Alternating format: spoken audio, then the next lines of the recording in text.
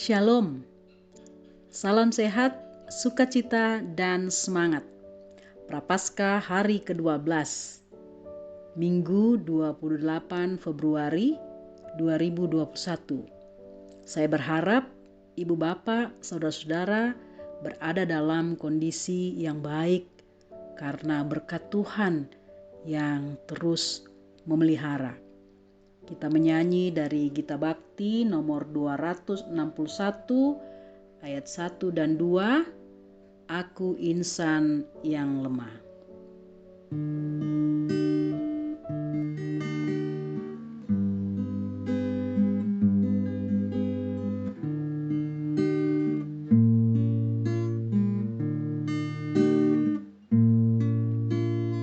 Aku insan yang Yesus kekuatanku, ku tenang selamanya, asal Yesus dekat padaku. Bersamamu Tuhanku, itu kerinduanku, terus berjalan denganmu, ya Tuhan, bimbing langkahku dalam dunia yang kejam. Jalan hidup pun kelam. Siapakah andalanku? Tiada lain, hanyalah Tuhanku. Bersamamu Tuhanku, itu kerinduanku, terus berjalan denganmu, ya Tuhan, bimbing langkahku.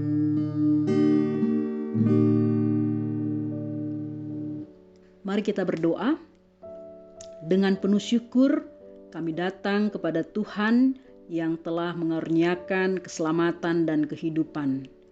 Ya Tuhan, bimbinglah kami dengan Roh Kudus agar kami diberikan pengertian untuk mendalami kekayaan firman-Mu. Di dalam nama Tuhan Yesus, berfirmanlah bagi kami. Amin. Pembacaan Alkitab dari 2 Korintus pasal 8 ayat 1 sampai ayatnya yang kelima. 2 Korintus pasal 8 ayat 1 sampai ayatnya yang kelima. Saudara-saudara, kami hendak memberitahukan kepada kamu tentang kasih karunia yang dianugerahkan kepada jemaat-jemaat di Makedonia. Selagi dicobai dengan berat dalam pelbagai penderitaan, sukacita mereka meluap.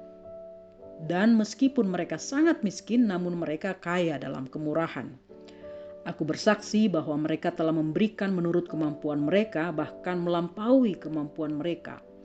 Dengan kerelaan sendiri mereka meminta dan mendesak kepada kami, supaya mereka juga beroleh kasih karunia untuk mengambil bagian dalam pelayanan kepada orang-orang kudus. Mereka memberikan lebih banyak daripada yang kami harapkan. Mereka memberikan diri mereka, pertama-tama kepada Allah, kemudian oleh karena kehendak Allah juga kepada kami. Prapaskah hari ke-12, kebaikan ke-12, kemurahan hati. Bisakah orang miskin bermurah hati? Bisakah orang yang menderita bermurah hati? Bisa. Kenapa tidak? Ada contohnya, ada buktinya. Jemaat-jemaat di Makedonia. Mengapa jemaat-jemaat di Makedonia bisa melakukannya? Padahal hidup mereka sangat sulit dan serba kekurangan. Padahal seharusnya mereka yang menjadi sasaran kemurahan hati dari orang atau jemaat yang lain. Ada 3 penjelasan atau ada 3 alasan mengapa jemaat-jemaat di Makedonia bisa kaya dalam kemurahan atau bisa menunjukkan kemurahan hati. Yang pertama adalah karena kasih karunia Allah ada dalam diri mereka. Kasih karunia Allah mereka pahami sebagai kemurahan Allah yang sudah mereka terima, yaitu keselamatan di dalam Yesus Kristus. Yesus Kristus yang rela menderita dan berkorban untuk menyelamatkan mereka. Di ayatnya yang ke-9. Keteladanan Yesus Kristus ini mengubah hidup jemaat-jemaat dan memotivasi mereka untuk menunjukkan kemurahan hati. Yang kedua, karena mereka memiliki tujuan yang benar, yaitu pemberian mereka adalah ditujukan kepada Allah. Kemurahan hati mereka pandang sebagai pemberian diri mereka kepada Tuhan. Di ayatnya yang ke-5. Dan yang ketiga, dilakukan dengan kerelaan atau keikhlasan atau ketulusan, bukan dengan paksaan. Ayat 4, kemudian pasal 9 ayat 5 dan ayat 7 menjelaskan bahwa memberi itu harus dengan kerelaan, keikhlasan, ketulusan, bukan dengan sedih hati atau karena paksaan.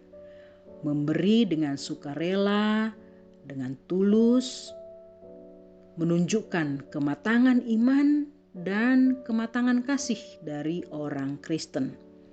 Kerelaan dalam memberi membuat kita akan memberi dengan sukacita. Ibu bapa, saudara-saudara yang kekasih dalam Yesus Kristus, kemurahan adalah buah dari pekerjaan Roh Kudus di dalam diri orang percaya. Galatia 5 ayat 22. Kemurahan hati tidak bergantung pada kondisi kaya atau miskin, susah atau senang. Kemurahan hati bergantung pada sikap dan motivasi yang benar. Apakah kita mau terlibat dalam kasih karunia Allah yang sudah bermurah hati kepada kita? Apakah kita melakukannya dengan tujuan untuk memberi diri kepada Allah? Apakah kita melakukannya dengan kerelaan? Jika kita melakukan hal itu, maka itulah konsep kemurahan hati atau kaya dalam kemurahan. Jika jemaat-jemaat di Makedonia bisa, maka saya, ibu bapa dan saudara-saudara juga bisa. Karena kita adalah orang-orang percaya yang sudah menerima kemurahan dari Allah, yang sudah diselamatkan oleh Yesus Kristus. Terpujilah nama Tuhan. Amin. Mari kita berdoa. Tuhan, kami mengaku bahwa kadangkala diri kami yang menjadi penghambat sehingga kami tidak bisa menunjukkan kemurahan hati kepada sesama. Apalagi menjadi kaya dalam kemurahan. Kiranya kemurahan di dalam Kristus yang telah kami terima mengubah dan memotivasi kami untuk menunjukkan kemurahan hati kepada sesama. Jadikanlah kami penolong, penyemangat, penghibur, pemotivasi bagi sesama yang sakit, yang lemah, yang tak berdaya, yang ditindas, yang menderita, yang berduka, yang miskin. Dan kiranya Engkau memberkati jemaat Tuhan di GPIB Peniel Yuda Wiyogra, ibu bapa, saudara-saudara yang mendengarkan renungan ini. Hidup mereka diberkati oleh Tuhan, dilindungi dan dijaga oleh Allah. Dan mereka dipakai juga untuk menjadi saluran berkat-Mu di tengah-tengah kehidupan bersama dengan sesama. Terpujilah Engkau ya Tuhan, dari sekarang sampai selama-lamanya.